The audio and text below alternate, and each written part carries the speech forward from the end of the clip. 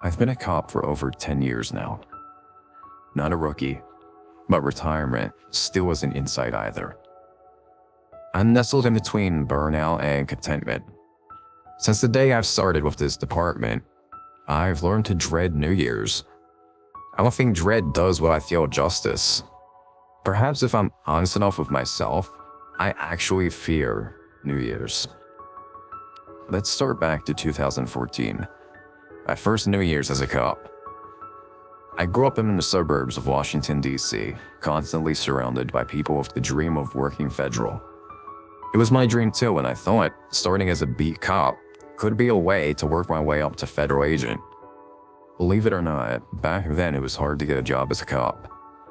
I had no military experience, just a college degree, so when I finally got an offer with a department in Washington, I snagged it right up. But this wasn't Washington, D.C. This was the complete opposite side of the country, Washington State. I went from clean cut to a required beard, or so it seemed. Only a few hours away from Seattle, this small town has a population of less than 1,000 residents and is so secluded, you'd think the nearest city was a day away. The only way in and out was over a drawbridge that looks like it could crumble at any moment. I rented a cabin that overlooked the river, and in the distance I could see the tip of Mount Rainier. I took up hiking and rekindled my love for fishing. As far as the job went, it was more security guard work than police work. I visited the local stores we had in town and spent most of my day at the police station, which at one point was the town mayor's house before they built a new house for themselves. You'd think I jumped right into a Hallmark movie of sorts. That was until New Year's Eve. The sheriff was getting ready to leave for the day as I came into work the night shift with Brian. There are only 4 officers here total, including sheriff himself. "Alright, you gonna handle telling him?" Sheriff asked Brian. Brian avoided eye contact with me and began walking toward the coffee pot. "No, sir. I thought that's something you may have wanted to do yourself." Sheriff let out a grumbled, "Ha," before responding, "Of course you did." He took a deep breath before sitting down at his desk. I knew this wasn't going to be good, but I absolutely was not expecting what was about to come next. Sheriff took a sip of his room temperature coffee, nearly finished, and swished it around. He was taking his sweet old time as I stared wide-eyed, waiting for the ball to drop. "You got your duty weapon loaded, yeah?" he asked. "Yeah," I hesitantly answered. "Extra cuffs?" "In my go bag." Sheriff nodded. "Put them on your belt." I tilted my head in confusion, but obliged. "All right. You remember our riot procedures?" "Yeah, Sheriff, I'm good for the job. Can you tell me what's going on here?" I grew impatient. Sheriff pursed his lips. "All right, then. Shit's gonna hit the fan tonight. I know it's New Year's and expect a few drunks on the road, but this is snooze town here. You get some sort of intel on a protest or something?" I wondered if there was some sort of crazy group coming through our town on their travels or some sort of intel he received that day about potential visitors. But I was wrong. It was our own we had to worry about. You may not believe it, but it's true what I'm about to tell you. I glanced over to Brian and saw he was still avoiding making eye contact with me. Sheriff continued. "Every year there's a new crime. Everyone in the town commits some crime." All I could think of was the movie The Purge. "You mean, like The Purge? People just go ape shit and we let it happen?" He shakes his head. No, everyone commits the same crime. My first year here wasn't anything major. They all decided to use forged checks that day anywhere they went. One guy legit even used Monopoly money to buy gum. I thought, how is this even real? I thought since all the town was in on it, it was really a crime since it appeared even the business owners were allowing it, but I was wrong. He finished his coffee and let out an as if to announce his drink is gone. He continued. It escalated every year since then, and every year on January 1st when the sun comes up, nobody remembers what happened. I squinted my eyes as if in an attempt to read his bluff on his face. Is this some sort of rookie tradition to scare me? Sheriff sat upright.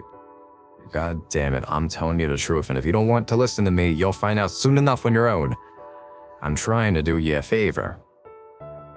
His tone convinced me that this wasn't a bluff. Or perhaps, if it was, I'd never play poker with that man.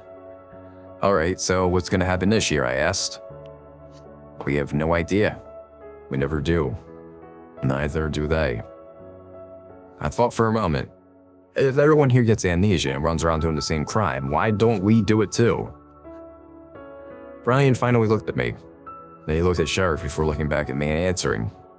We do. I let out a laugh that I immediately regretted. Brian and Sheriff grew angry and I quickly tried to backpedal. I mean, how is that even a thing? And if we're running around committing crimes, why don't we lock people up beforehand? We tried it all, Sheriff said. But then we unknowingly just let them loose because once the clock strikes midnight, people try to protect themselves leading up to it and lock their homes. Get their guns, you name it. Sometimes it does help them protect themselves or their homes. I rolled my forehead with my index and pointer fingers. Alright, I'll bite. So, what's the crime this year? We have no idea, Sheriff answered, and they both shrugged their shoulders. What's the point of working here tonight if I'm just going to run off and, burglarize or rob someone? Aren't I better off leaving my weapons at home? I'm not sure if I actually believe them at this point, but even so, their story was too compelling not to ask questions. It doesn't matter. You can work, not work. Your weapons are to protect yourself, not to hurt others. Now, thankfully, I've never seen anyone hurt someone else, even on New Year's. All of the crimes seem to be of theft or similar nature, oddly enough. Speaking of, I'm gonna go check on Sophie before we do our midnight rounds, Brian said. Send Sophie my regards, I said as he headed out of the station to help his wife prepare for whatever was about to come, apparently. None of it made sense. How could an entire town get amnesia and only commit non-violent crimes? Was there some unconscious level of ethics? The more questions I asked, and the more I realized that I was starting to actually believe their stories, and before long, I just said fuck it and got ready for my night. Remember, this was back in 2013, going into 2014. People were still listening to Miley Cyrus, and Donald Trump was just a businessman. I didn't think any crazy riots would actually take place, but I was wrong. Boy, was I wrong. Aside from two drunks on the road, the night was perfectly quiet until the clock struck midnight. On the dot. I was finishing up some paperwork from the second DUI when I heard the whoosh whiz right in front of my cruiser. He must have been going over 80 in the 45 zone. I turned on my lights and was about to pull out when the second one came. Whoosh. Dan, I think people still drag race? I turned out and began to flick on my siren when a car traveling in the opposite direction drove by. Whoosh! Oh, you've got to be kidding me, I muttered. It hit me. So this is the crime. I parked my cruiser as there was no point in chasing 4 cars at once. My vision went from a flood of red and blue reflection to black. I couldn't tell you the single thing that happened for the rest of the night until I found myself in my bed, waking up to the crack of dawn coming through my windows.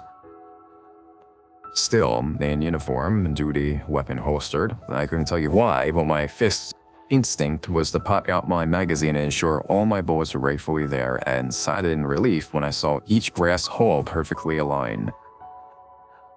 Aside from a few car accidents, none of which resulted in major injuries, shockingly, all in all, it wasn't a horrific scene. Each year, from then on, though, there's been a new crime.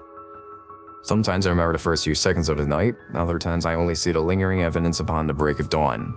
Since then, the list of crimes has included drugs, graffiti, public drunkenness, motor vehicle theft, destruction of property, bombs, thankfully only small ones have resulted in no deaths, kidnapping, and most recently, arson. Now, thankfully the bombs were all small ones with no injuries.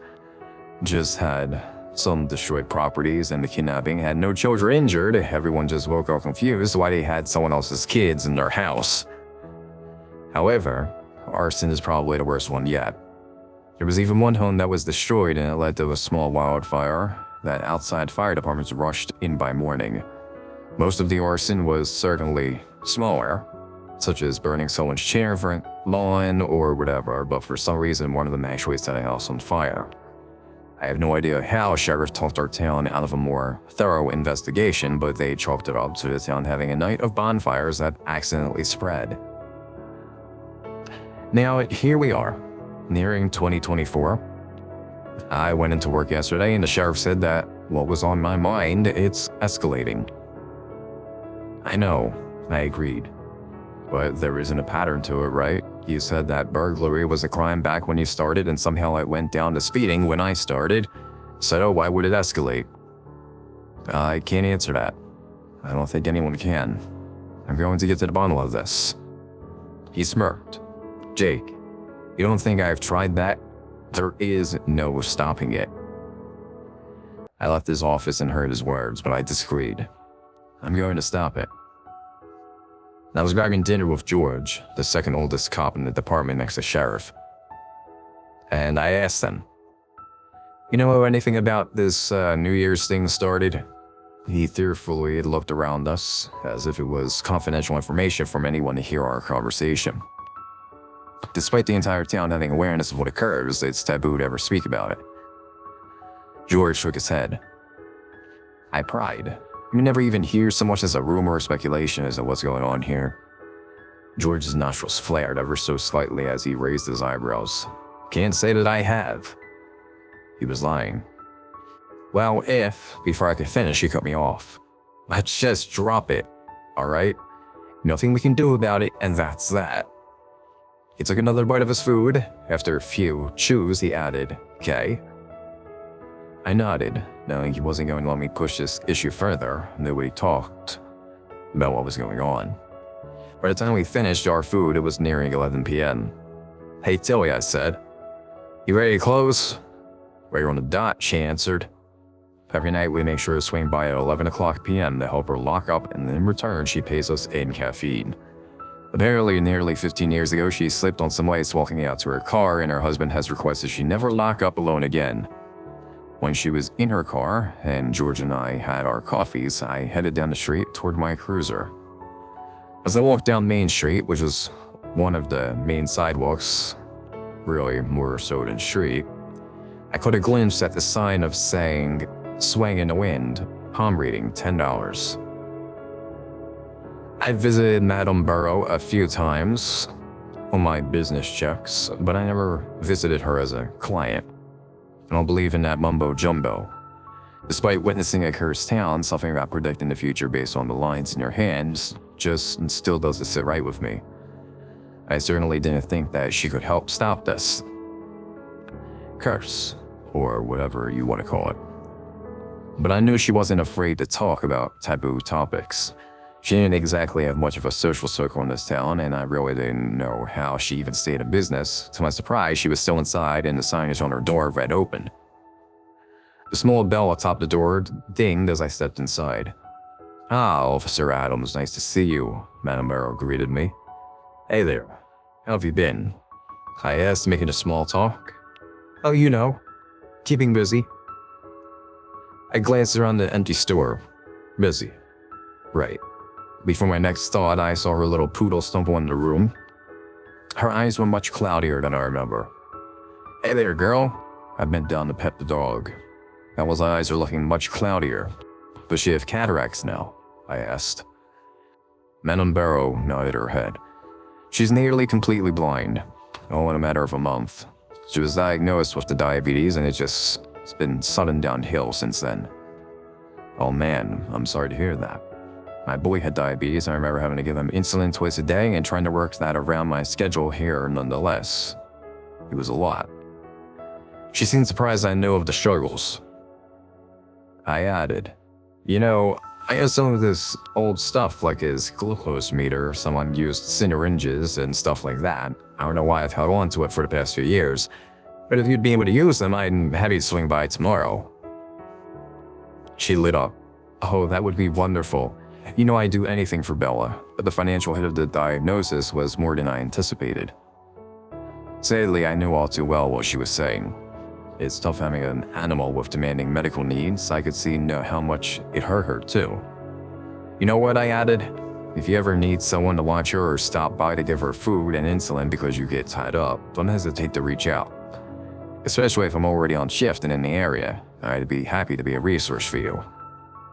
Annabelle looked at me and smiled. You're truly one of the good ones, she said, as she patted the top of my hand. She cleared her throat and added, Now, is there something I can help you with today that brings you here? Actually, I had some questions about New Year's. She froze in her tracks and looked almost remorseful.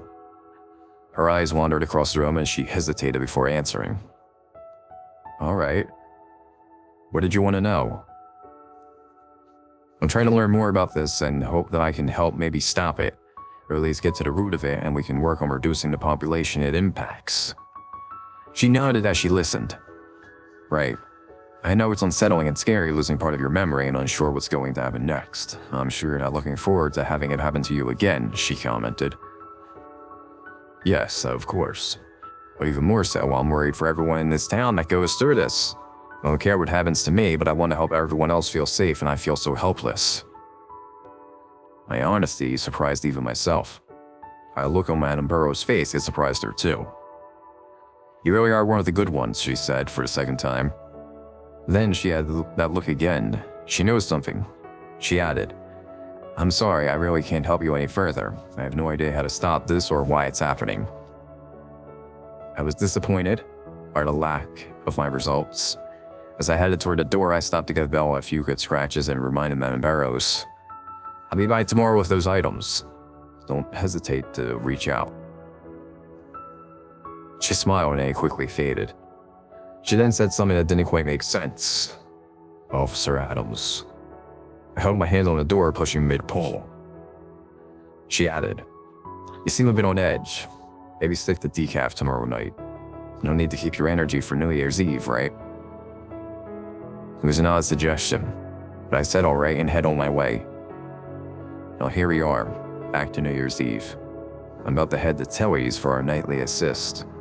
But I will promise you this year is going to be different.